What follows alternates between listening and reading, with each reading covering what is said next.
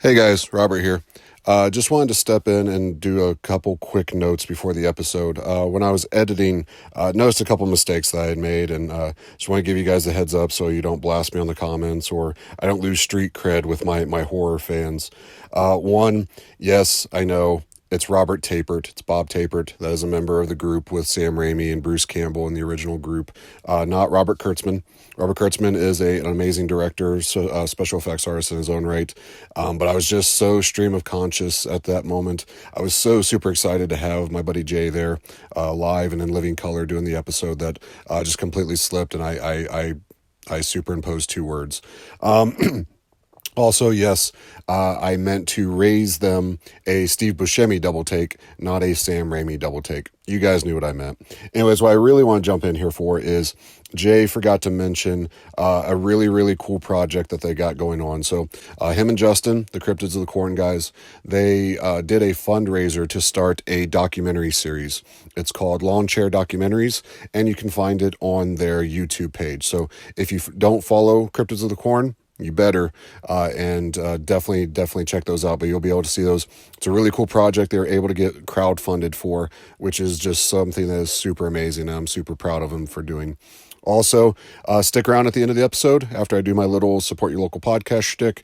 I did put the entirety of the Bruce Campbell song by Psycho Stick. Shout out to Psycho Stick. So we referenced that in the episode. I wanted you guys to hear it, and maybe you'll hopefully get a couple giggles out that I also got as a huge Bruce Campbell fan. I did not know this song existed. But all right, man, we'll get you guys into the episode, but just wanted to have a couple quick notes. Take care, guys.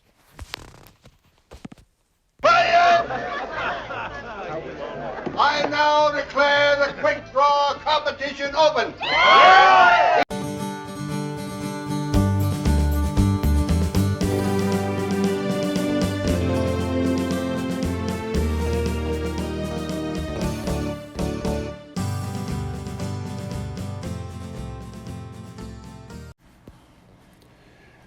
Howdy, everyone. Pull up a chair, kick up your boots, take a sip on a nice cold brew. It's The Quick and the Pod, the Season 2 episodes of the Support Your Local Podcast show, where we take a look at the 1995 Sam Raimi classic, The Quick and the Dead, one scene at a time. I am your host, as always, Robert Smith, coming to you from beautiful Tombstone. Yes, that one. Today, we'll be taking a look at Chapter 20, Cort versus Spotted Horse. But before we jump in there, I hear some spurs clanking on the boardwalk. The Batwing doors are sliding open. I see a shadowy figure, and holy shit, it's Jay Wolber. Jay, how you doing, buddy? Wonderful. Hungover. I can attest to that. A little peek behind the curtain. We are coming to you live, not from Tombstone this time. We are actually in beautiful Reno, Nevada, the biggest little city in the world. For those of you that follow Jay on his social medias and me for a little of my things, you know we're actually out here in Reno, Nevada for the National Bowling Tournament, the USBC Open. And Jay is as graciously returned as my doubles partner of old, coming out to throw some round objects and knock over some pins with us. Jay, it's awesome having you on here. Most importantly, it's great to have you here in person. Jay is officially my first live guest on the show, so congratulations on that milestone. I feel honored, and I'd rather have it no other way. So Jay is hopping on with us today. We're going to go over Chapter 20. But for those of you that listen, we know before we do that, we are going to take a little bit of a deep dive into one of our cast and crew, our movers and shakers, if you will. This one is going to be a little bit out of the ordinary because this man technically doesn't even appear in the movie unless you get the DVD with the deleted scenes. But I'm counting it because he is, in fact, listed in the credits as Preacher Shimp, depending on the version that you get. One Mr. Bruce Campbell in a segment that I like to call Put My Damn Name on the Board. Put my damn name up. And welcome to Put My Name on the Board. Again, we are going to take a look at one Mr. Bruce Campbell. Jay, super excited to have him on this episode. Those that listened a few episodes ago, you know that I originally had him slotted for your brother's episode. Your brother Jeff, unfortunately, wasn't able to do it, and I was not going to waste somebody like Bruce Campbell on a solo episode. Nobody wants to hear me ramble on for an hour about Bruce Campbell, but by God, they're going to listen to us do it. Right. Bruce Campbell. For those that don't catch that reference, I am going to try to tag that at the end of the show. If not, I will definitely put it in the show notes. Jay, in knowing that we were going to talk about one Mr. Bruce Campbell today, introduced me to a little ditty called Bruce Campbell that I, even as a super fan, was not aware of its existence. But you will get it in your ear holes by the end of this episode, if not shortly thereafter if you go to the YouTube link. But Jay, super excited to talk about Bruce Campbell. Obviously, just like talking with Shizzy in our Sam Raimi episode, this is going to be a wild one. Bruce Campbell, for those guys that don't know, born June 22nd, 1958. So as we're recording this episode, his birthday is right. I'm counting how old he is. Sorry. Okay. Okay, do the math. Do the math. You're good. He is roughly 65 years old. He'll be this. He'll officially be an ARP member. He can be a Golden Buckeye. I think he's from Michigan, but we'll count it. Whatever. But yeah, got his acting debut, obviously in the 1977 short movie It's Murder. And this is a cultural milestone because this was actually the student film that was created by one Mr. Sam Raimi, the director of our movie. It is starring one Mr. Bruce Campbell. It involves Mr. Scott Spiegel. This was kind of the origin story of this group that is going to go completely through this filmography that we're going to go over here in a second. But It's Murder. It was a nice little horror murder movie done by Sam Raimi. It is the origin of the It's Murder board, which is where Sam Raimi learned how to beat the living shit out of Bruce Campbell on film without actually hurting him, quote unquote, too bad. Wait, like they fought and stuff? Or like for the movie? The film? It's using it's prop wooden planks and beating them over that and prop stones and things like that. So okay. Anytime in Evil Dead and various movies of Sam Raimi like that, if you listen to the commentaries, they'll refer to things as the It's Murder shot or it's the murder scene, and it's referring to, it's usually the scene where Sam Raimi gets to beat up Bruce Campbell, either with another actor, with various props, or in the instance of Evil Dead 2 and such, Bruce Campbell beating the shit out of himself on scene for extended periods of time. That's right. I didn't know that was a theme with Bruce Campbell. Yes. Okay. Anything with Sam Raimi, you're going to be hand in hand with Bruce Campbell. Those guys are eternally linked. 1978 is where we get Within the Woods, which is the quote unquote original version of the Evil Dead. Again, once it was the student film, it's not the one that they released and scammed the dentist into being able to make the actual film. It is the genesis of Evil Dead. They're slightly different characters, a slightly different storyline, but watching it, you can definitely see it is the genesis of what would become 1981's Evil Dead, which is my introduction to Bruce Campbell and Sam Raimi. That's where I come into play. What they're probably most famous for. Jay, are you in the Evil Dead realm? Where do you stand? Well, my first introduction was through Army of Darkness, and then I worked my way backwards. I didn't know about Evil Dead, but I was young, so I was learning. So you weren't even aware that this was essentially Evil Dead 3? No idea. Nice. Yeah, so that was my first introduction to Bruce Campbell. And then I think probably Hercules after that. Into the Hercules and the Xena series and that stuff? Gotcha. Similar story. Those that listened with the Sam Raimi deep dive with Shizzy knows that Shizzy actually got me introduced to this stuff. He was the cult classic kind of kid in school. I was just the nerd. I had not gone full geekdom quite yet. But he actually had me start with Evil Dead 2 because he said it was a little bit funnier. It wasn't as intense in regards to the Raiminess. He said, if you get through Evil Dead 2 and you like it, we'll go back and watch Evil Dead 1. So I, too, did not start off with the original Evil Dead. I got the more funny, zany, deer-head laughing version beforehand. So it's interesting, though. You hear a lot of that where Army of Darkness was kind of everybody's entry into it. And people give excuse me, Sam Raimi some shit about, Army of Darkness should have been called Evil Dead 3 or the original title Medieval Dead, which I really love and think that it should have been. That would have been good. But naming it Army of Darkness, you did get a lot of people that would go in and they'd go see Army of Darkness not knowing that Evil Dead was even a thing. They'd enjoy the movie and then, like you, rediscover the other ones from there. But it is kind of a gateway movie into this universe. Yeah, absolutely. it definitely is. And Army of Darkness just has that production value that's just so much better than, obviously, Evil Dead 1 and 2. But so it makes it easy to digest. And then then you're in the realm and you understand it. So when you go back, it just makes it all even better. Yeah. It's interesting. So yes, they definitely had a bigger budget on that one, but even in relative terms, it was still considered like an independent budget. But that just shows you how micro the budget was for the original Evil Dead. If you've not already, and I'll reference it a couple times while we're going over Mr. Bruce Campbell, he has a great biography out. It's called "If Chins Would Kill," and it is absolutely amazing read. Even if you're not into his movies, just read it for some of the kind of ins and outs of the Hollywood life.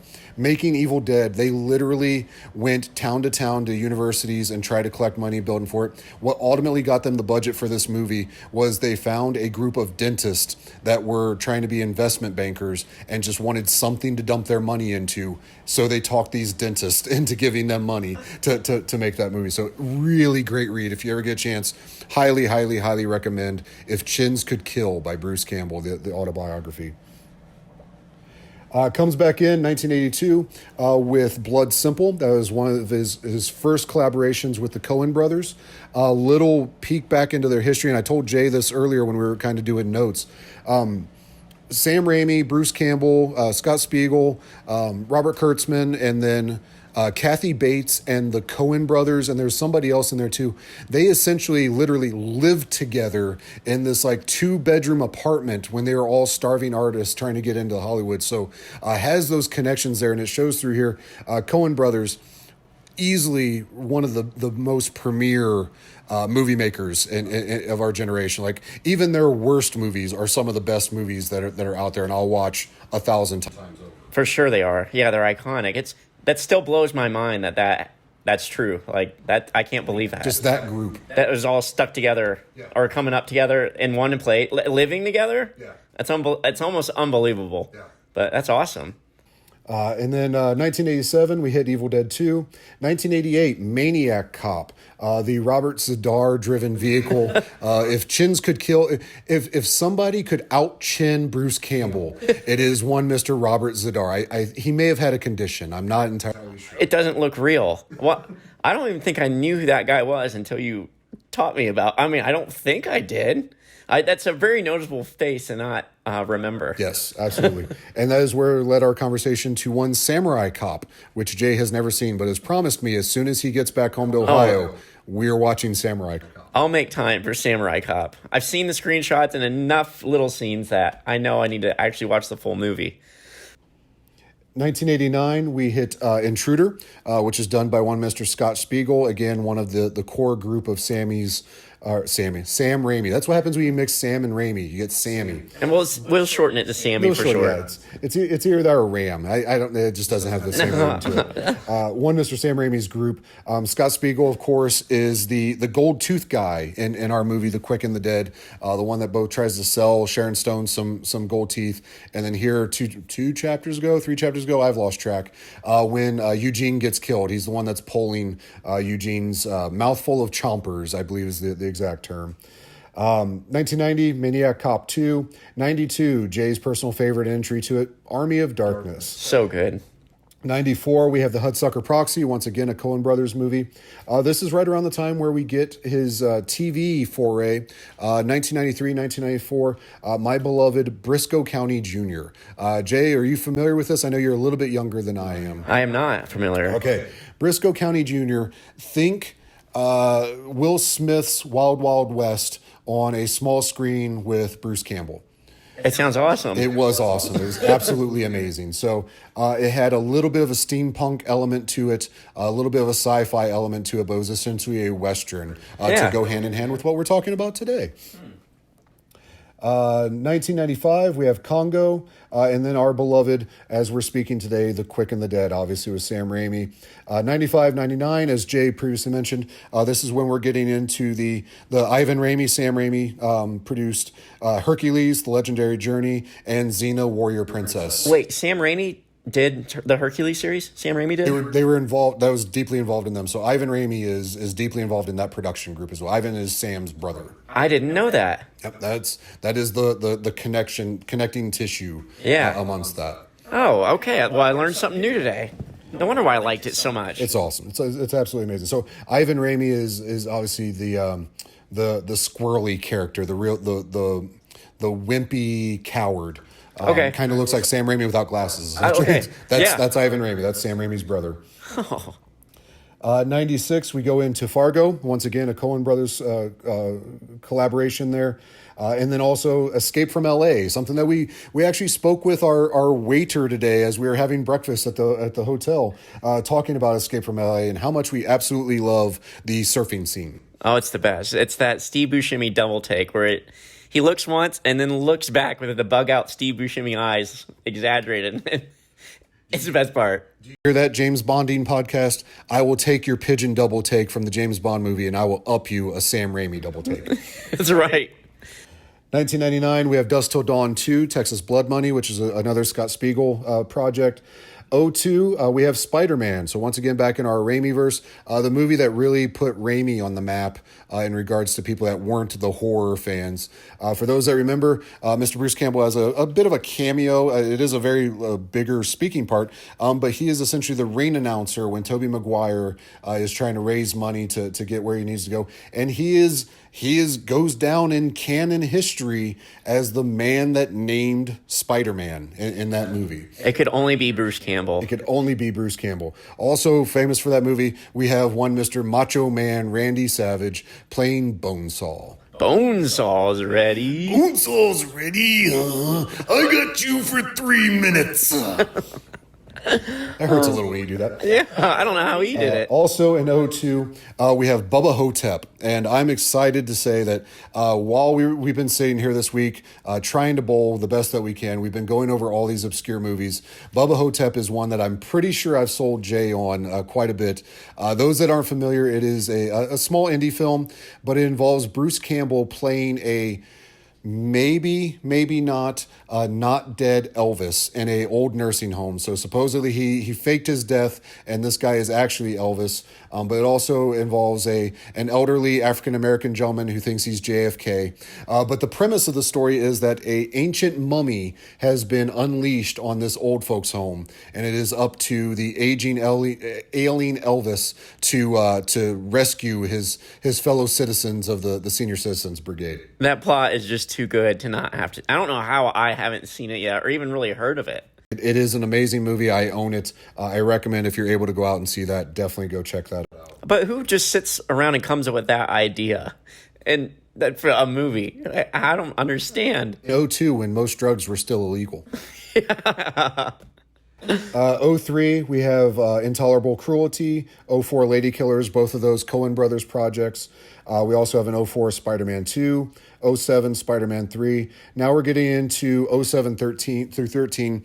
We're running into the Burn Notice TV series. So those that are listening, if you didn't know Bruce Campbell as the horror icon or the cult classic guy like we do, Burn Notice was probably your introduction to Bruce Campbell. He was the older spy that helps the lead character out on his team. Really revitalized Bruce Campbell's career. He had kind of been off the radar. So most of this stuff that I had mentioned for the past 10 years prior to this was really bit parts or indie films or more tongue-in-cheek. We know you're Bruce Campbell. Here's a role to give you to be Bruce Campbell in our movie. This put him kind of back on the map and on the nose. So USA Network had Burn Notice, ran for 7 years. They always had marathons on every day. So I guarantee if you're ever at a doctor's office, a vet's office, or anywhere that had public access TV during that time frame, you've seen Burn Notice. You've seen Bruce Campbell. I promise you, he's the one with the chin. Is that like the first role he ever played where he's not Bruce Campbell? You know what I mean? Blatantly a Bruce Campbell? Or, probably. Yeah. He's still a wise ass. Like he still has smarky kind of comments, Yeah. but he's nowhere near like the Ash. He's nowhere Right, near anything that he's been prior to that. Right. No suck my boomsticks on. No, Pure Notice. not on USA. Not on USA. They got rid of that when WWE went PG. Oh, that's when it all went wrong. All downhill from there. Yep. All downhill from there. When they got rid of silk stockings, I stopped watching. 09, we have he starts doing a lot more of his voice animation stuff. So has a voice in Cloudy with a Chance of Meatballs. Excellent animated movie. If you don't have kids, it's still a great movie based on a book that traumatized me as a child, because if you ever go back and see the original illustrations in Cloudy with a Chance of Meatballs, the people look like the people in the Black Hole Sun video. Oh, okay. Yeah, I know what you're talking about. in animation, like drawn form. So picture that, if you will. This was for children. 11, we have Cars 2. 13, we return to the Raimi-verse with Oz the Great and Powerful. If you haven't seen it, don't bother. You're not missing much. But it is a Raimi film, so if you're a completionist, go ahead and watch it. But please don't hold it against Raimi. The studio had so much to do with that. And then also 13, we have the Evil Dead remake. So as we're talking about 1981's Evil Dead, a movie that's literally older than I am, that franchise is still rocking and rolling. So 2013, it really revitalized with the remake. An excellent remake. I hold it as a standalone. You don't have to see the previous 3 ones to appreciate this. Just an awesome movie. Comes back around 10 years later with Evil Dead Rise, which just released on here. Also, very good movie. He has cameo parts on there. Keep your eye out. You will spot yourself a Bruce Campbell, or in the case of Evil Dead Rise, you'll hear yourself in Bruce Campbell. Shh, spoilers. But he is in there. Are they remakes, or are they continuations of the story? They exist in the same universe. Okay. So the premise that was brought in with Rise is there's actually at least 3 Necronomicons. They are not the same as the Necronomicon from the original 3, but they all do exist in the Deadite universe. Okay. All right. Didn't know that. See, you need to watch your stuff, man. I know. IMDb trivia. It is your fan. And then 22, one last run with Sam Raimi. Hopefully not one last. They're both still with us. Hopefully we get 20 more years of both of them. But obviously in Doctor Strange and the Multiverse of Madness, we have Pizza Papa as the cameo in one of the alternate universes in that movie. But and then 2015 to 2019, we have the TV show Ash vs. Evil Dead. So Ash himself, so even as just small cameos in the remakes, we still had Ash Williams. We still had him very much involved in the Evil Dead universe in a TV version that personally I loved. It was an awesome series, a great continuation of the originals, and can kind of serve as a bridge into these remakes. Oh, okay. I never watched them. I remember seeing them on. They were animated, right? No. Oh, it was straight. Okay, then it was straight up. Yep, straight okay. up. Oh, So I have to go back and visit it. You have TV budget Evil Dead, which essentially is probably more than what the Evil Evil Dead Dead had. was. So you still get good stuff on it, but it's still very much that low scale version of them. But I'm going to stop gushing about him because, I mean, we're already 20 minutes deep and we've just talked about Bruce Campbell. But I definitely wanted to save it for a chance to talk with somebody about it and just be a fanboy for a moment. Oh, I know. And talk about Bruce Campbell. Like, my beloved cult hero, Jay, where are you on the Bruce Campbell meter? He's got to be up on the list of the actors that you just have to see their movies. Or when he's in it and you see him on screen, you just light up. Yeah, you get giddy. It's Bruce Campbell. And he's like the only person I can really think of that is like their own aura or persona in every movie they're in. Yes. Like there's not many that come off the top of my head that are like Bruce Campbell. Well, like we talked about earlier before we started recording, he does a little bit of voice work, but he's not balls deep in voice work like some of these other character actors because he is just Bruce Campbell. So he doesn't have a lot of voices. He just has Bruce Campbell. And if you want that in your movie or your TV show or your video game, he'll go in those. Yep. But he's going in as Bruce Campbell. Yeah. And that's fine. Right. There's no other characters. It's still, even Ash is like an extension of Bruce Campbell. Absolutely. Absolutely. 100%. So yeah, definitely. if you haven't already, go out and watch as many of these movies as you possibly can. Soak in the glory that is one Mr. Bruce Campbell. And if I understand reading is hard, go get the audiobook if you have to. But definitely check out If Chins Could Kill. He has a second one out. I think it's like Sex with a Hollywood Star or something of that like. I've not read that second one yet, but the first one, absolutely 1000% recommend. If Chins Could Kill, a Bruce Campbell story. But that has been put my damn name on the board. Yeah. Add my name to the list. And we're back. Jay, thank you, man. Again, I wanted to just take a moment and gush over one of my Hollywood crushes. One Mr. Bruce Campbell, somebody that deeply ingrained in my childhood with Briscoe County Jr. Really a focal backbone of my kind of, not tiptoeing, because Sean kind of pushed me into the cult classic realm of those types of movies. I owe a great deal of gratitude to Shizzy for that. But one Mr. Bruce Campbell, I'm glad we got to talk about that one. We will go ahead, if you're ready, to jump into our chapter. Yeah, let's do this. Today we are going to talk about Chapter 20, Cort versus Spotted Horse. And we start our chapter with a close-up of Spotted Horse's face, and much to Jay's dismay, this is Jonathan Gill. This is not the sad crying Indian from the commercials. It's not even the sad half-naked Indian from Wayne's World. But he may be related. I'm not quite sure.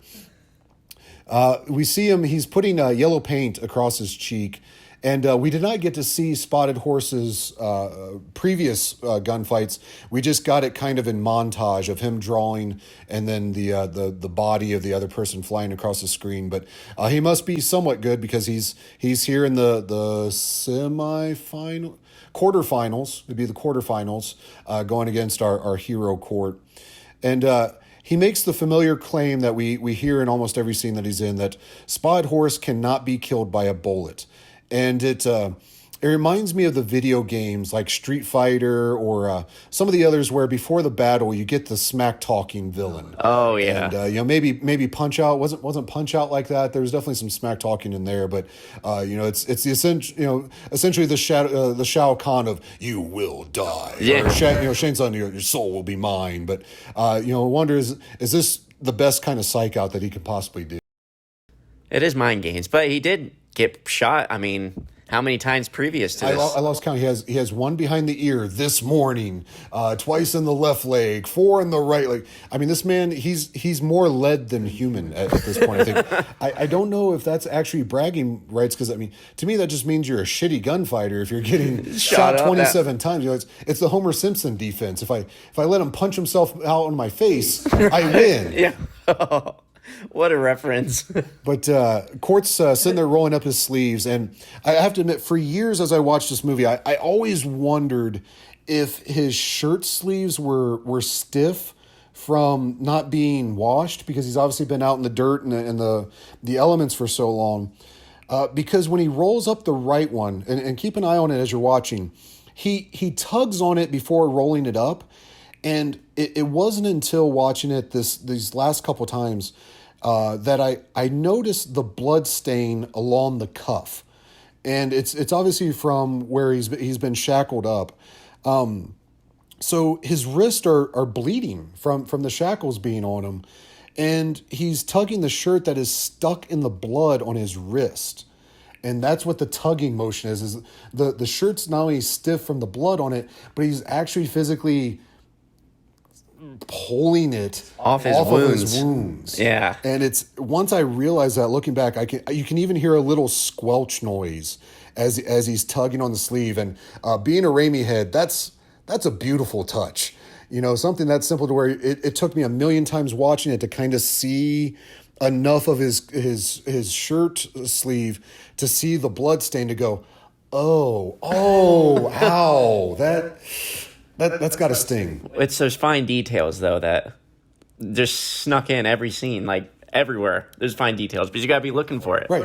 And some of this stuff, and that's why I love the movies by minutes concept, is some of this stuff, like, it's been there the entire time. Yep. Sam Raimi, on some day in his life, sat there and said, hey, let's make the sleeve stick to his wrist a little bit so it looks like it's being stuck to the wound. And it took me a million times watching this movie to notice it. It's not until you do a deep dive and you're looking at every inch of the frame by frame, that you notice it. It's just amazing, some of the detail work that goes into that type of stuff. They even thought of it in the first place. Exactly. Or to make sure it's even captured on film. Exactly. Like, he doesn't draw notice to it. There's not the one time Sam Raimi doesn't zoom in to something. And we see a close-up again, and we catch several of the citizens doing what is easily one of my pet peeves in Westerns. So take a listen to the Support Your Local Sheriff episodes last season, and you'll hear my initial rant. But here it is. There are several people standing directly behind Spotted Horse, and he's getting ready to have a gunfight. So there's bullets that can easily go errant. We've already seen in a couple of the fights where the person that didn't draw fast enough still squeezed a shot off, but they had been shot at that point, so it went flying off the other way. So we've seen so many versions of sunlight holes in the people being shot. So the back of Cantrell's head and Ace Hanlon and all those in his hand. We've seen that these bullets are actually going through somebody. So stand to the side. You're right. Why are you standing directly behind someone who is 50-50 shot, going to be shot, another 25% that be shot around? Oh, yeah. Why the fuck are you standing behind these guys? Why do they do that in the Western movies? I mean, like you just said, he had to go to the detail of the blood on the shirt. They still did do this Western trope. Yeah. Whoop, whoop, whoop. Western trope alert. Uh-oh, is that a thing? That's from season 1, yes. Oh, no. And that was actually what I did in that episode. So you have this gunfight with James Garner and Bruce Dern. Bruce Dern, but James Garner, Bruce Dern, and the guy that he shoots in the very beginning before James Garner arrests him. And literally, as they both stand up to draw, everybody files out in a circle. Yeah. But 2/3 of that circle is behind these two guys. Right. I wonder what it was like back in the old days when there actually was duels and things like that. Did people really line the street and watch it? And I hope they weren't standing behind it. They couldn't be that dumb. I mean, it's a cheap source of entertainment. Think of public executions. It's right up there with the guillotine. You know? Right. True. Yeah. I wonder if they were just look at it on film and it just doesn't look right having nobody in the background of the scene. It's filler space. You have to fill the screen. Right. Yeah. It's got to be something like it, because it's never important characters. It's always the bit characters and the extras in the back. Right. Yeah. Not that they're important. I shout out to our extras. I didn't mean that in a personal stance. You do play a role. You just don't get paid as much. Yes. So it cuts to see Cort down the road, and no one's standing behind him. Right. He's all by himself. So they're at least smart enough to leave the preacher alone. Yeah. Man. Well, maybe they know that Spotted Horse ain't the best shot. Well, that can't be true because he's this far into the thing. Right. If he's been shot so many times and the bullets are still in there, maybe they just think that he's made of cast iron and the bullet can't go through him. So that's the safest place to be is behind him. Spotted Horse. Yeah. We get some more quick zoom ins, classic Raimi, chef's kiss, to the combatants and the clock, and it's really something directly out of the good, the bad, and the ugly. So obviously Sam Raimi's been highly touted on record of saying the Sergio Leone spaghetti westerns were a huge influence on this movie, and you see those types of shots all the way throughout. But the constant panning and zooming and quick zoom ins of people's faces and the combatants getting ready to do a gunfight, directly out of the good and the bad and the ugly, which is easily one of the best sequences in all of Western. I mean, it's up there in cinema history, but definitely one of the most recognizable things that you'll find in a Western. And as the clock strikes the hour, we hear the gunshot, but we cut to Sharon Stone riding in the plains outside of town. And she does, to her credit, stop and turn at the sound, but without going back to see what exactly is going on, she does continue her way out into the desert. So we'll see what happens with her.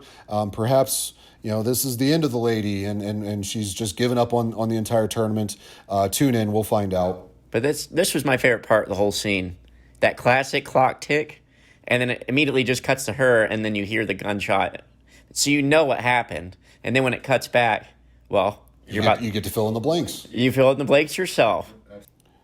We cut to Cort, and we pull back to see the camera shooting between the upturned boots of Spotted Horse, who is presumably dead on the ground.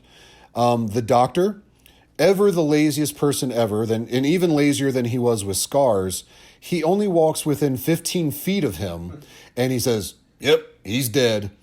Now, it's the Old West, and I get that maybe you're not even a real doctor. Right. Like maybe you didn't actually go to school, but No, it's the postmaster or the general store guy. you know, if you had the money to buy some morphine and some laudanum, you get to be the doctor. Right. But damn, dude, like you got one job to do.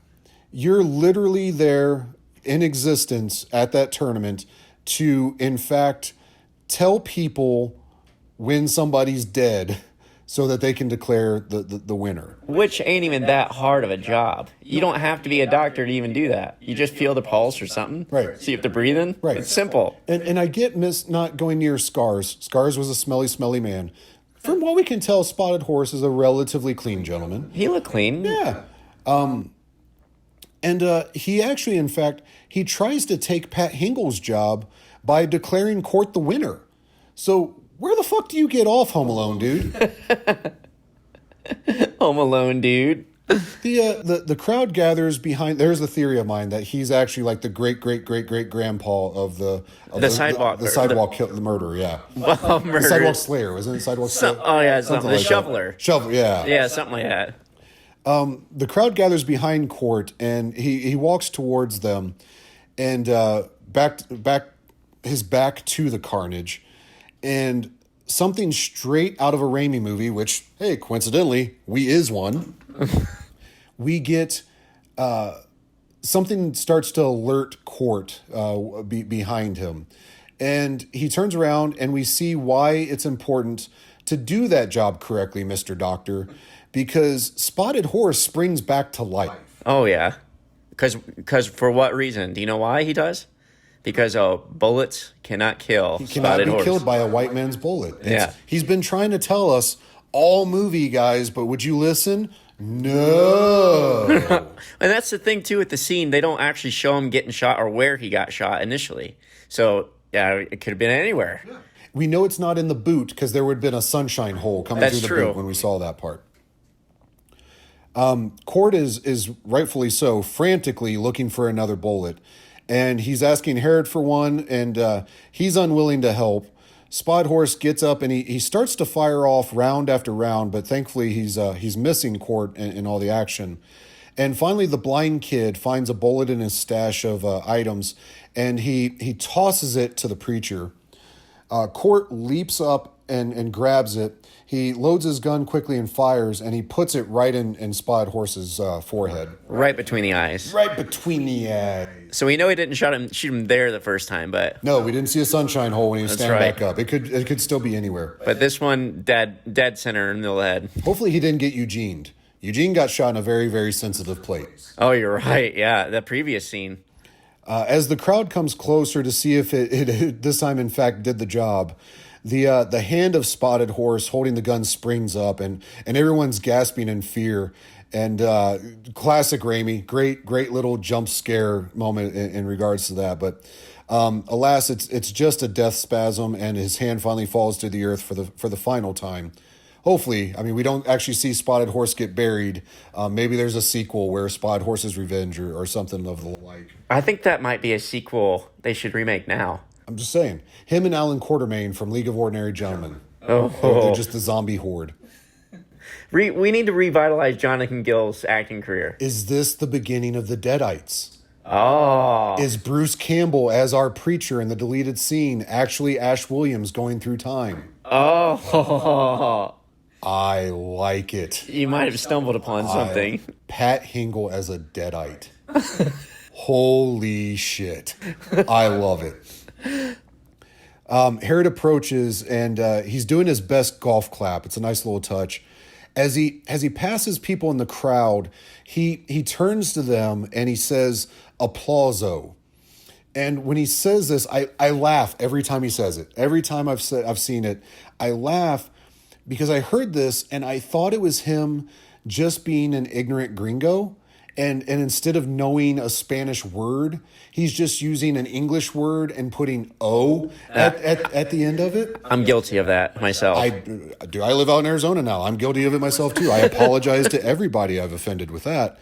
But I do, in fact, owe Mr. Herod an apology, Jay. Oh.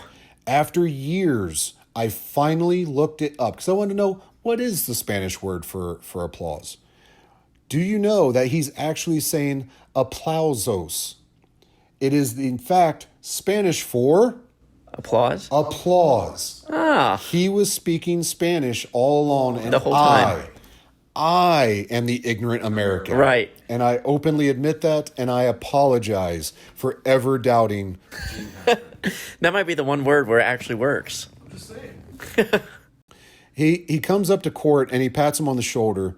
He tells him bravo, Italian word, and he rips the preacher collar off of his shirt and he welcomes him back, killer, and he's finally proving his hypocrisy apparently. So, Jay, in previous episodes, I've asked guests during certain Hackman and Russell Crowe scenes, is Herod's fascination and compulsion to get Russell Crowe back to down and dirty, is it to prove that he can, that he's legitimately insulted to see somebody that was just like him, quote unquote, pretend to be reformed and to now be holier than thou, pun intended,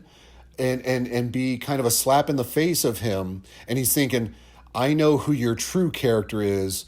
You're an affront to that. I will dirty you back up because that's who you really are. That's theory one. One, yes. My second theory is it actually that the opposite, that Russell Crowe actually demonstrates that there is redemption, name of the town, symbolism, that there is redemption for somebody that's gone that far, and that there is a saving grace, and that Gene Hackman is trying to bring him down out of desperation because he doesn't want to accept the fact that there was redemption for him as a character, and he doesn't want to pursue it. Right, because it's more difficult to go down that path, and Gene Hackman don't want to do it. Exactly. Yeah, Exactly. I like that theory better. Or it's just a whole control thing. He just likes controlling him. So you don't want to kill people? Guess what? I'm literally forcing your hand. Now you have to. Absolutely. It's just a matter of he has the power to do so. He actually gets enjoyment. Right, yeah. That's very, very possible in the scene. He walks away and he's telling the crowd to stop clapping, so no more applauso. We cut to Cort standing there, and Ratsy comes up and takes the gun back before chaining him back to the fountain. Now, of all the shots and my defending the way things really look out here in AZ, this shot is admittedly pretty bad. It has instantly gone from a bright sky and sunny to deep dark clouds and what is obviously stage lighting. I think this is, and they may have shot this on scene, but of all the places that look like a set, this shot of the overhead of the fountain looks the most like something out of a sound. Yep, I can agree with that. I don't think it was studio shot. I think that's more, it was nighttime, and they're doing night for day, so lighting like that. But it is noticeably different from the shot that we just left. And we close with a bit of thunder, and our little stage shot instantly gets a torrential downpour. So that is definitely waterworks. That is is not a monsoon going through on that. Not natural. Easily the fakest of the rain looks throughout the movie. Yep. And as we learned from quickandthedead.net, shout out to them. Definitely check them out.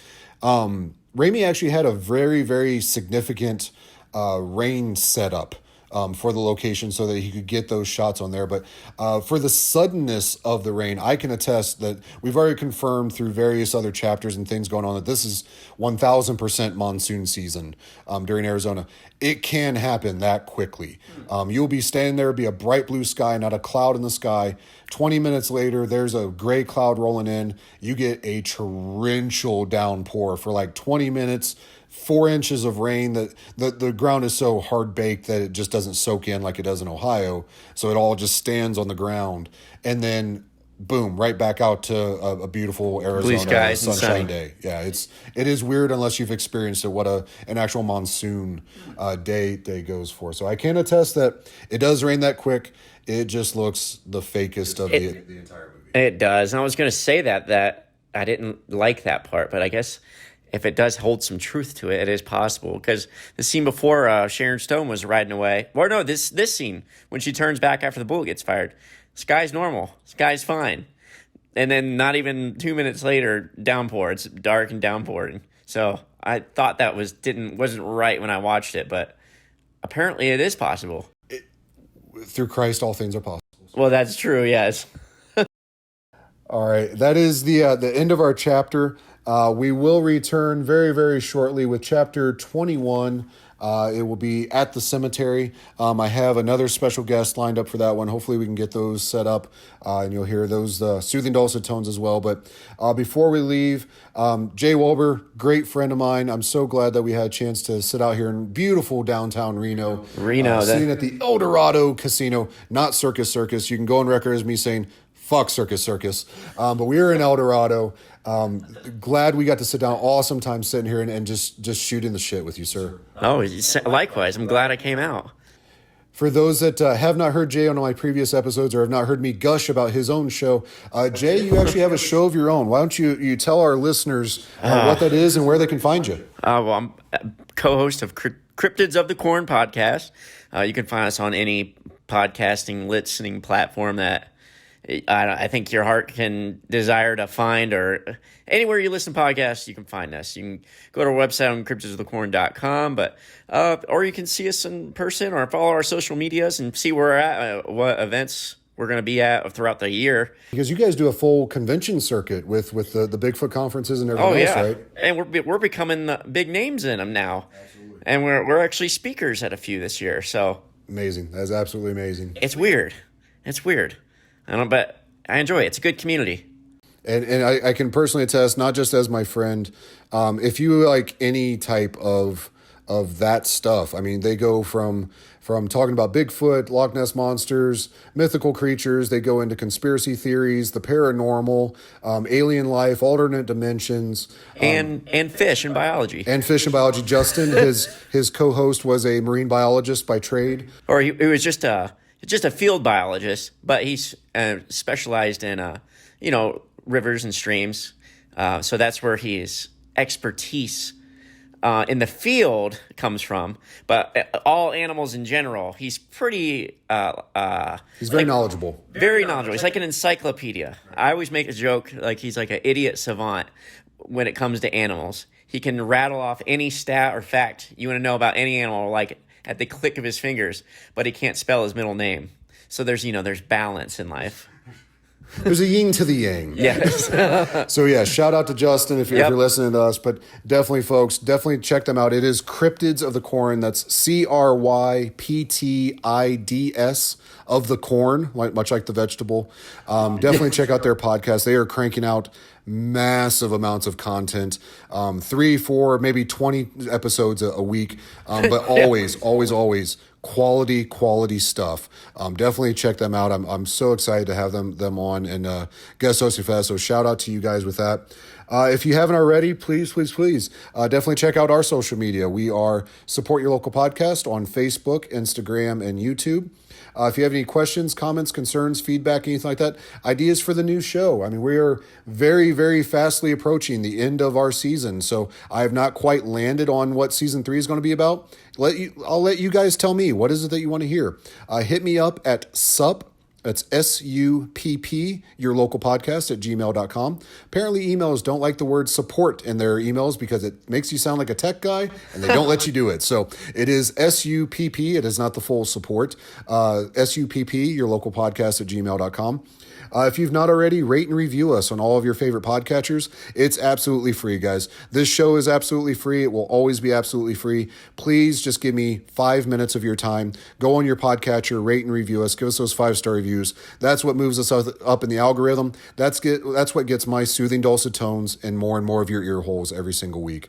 So if you've not already done that, do that, please. For the Cryptids of the Corn guys that are here listening to Jay, welcome to the show. I hope you guys stay. For those of you that have not listened to Cryptids of the Corn, you're just my peeps. Go see them. I hope that you stay. Cross promotion at its best. But Jay, love you, brother. Until we see each other again, we will do this. We will do this more. I promise. But until we meet again, folks, I love you. Take care. Please remember, support your local podcast. Bruce Campbell is the finest man to grace a silver screen. All the other actors just degrade his noble scenes. The Oscars should award him for his wondrous career. Hold a town parade for him with each movie premiere. Bruce Campbell, Bruce Campbell, we're gonna be best friends. Gonna come to your house and watch Hercules from season 1 till the end. I'll hand you everything I own and you'll sign it all for me. Then we'll start rehearsing for Cave Alien 3. Bruce Lord Campbell should be offered every lead. Imagine him as Spider-Man, a finer choice indeed. Casablanca could have been improved, the Campbell would have said. Here's looking at you, you primitive screwhead. Bruce Campbell, Bruce Campbell. Dirt, dirt, dirt, dirt, dirt. Gonna come to your house with Tina on and not sleep till it's done. I got the whole box set for Briscoe County too. I love you and to prove it too, I'm gonna play kazoo.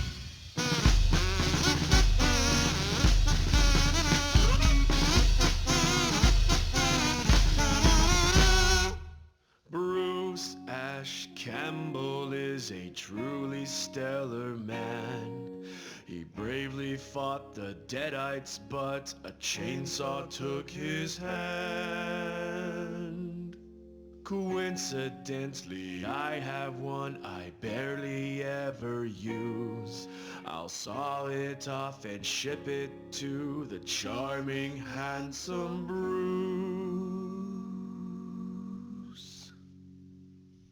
Bruce Campbell! Bruce Campbell! I need the measurements for your chin. Gonna get me a jawbone implant, and I'm gonna be your twin. Then I'll get me a tattoo of your face and put it right on my face. Then we'll fly into outer space and... Hey, Bruce, where you going? Bruce Campbell! Gonna find you. You can't hide from me. I found your house on Google Maps and just watch you go pee. When I find you, I'm gonna clone you. Take your DNA against your will. I'll make a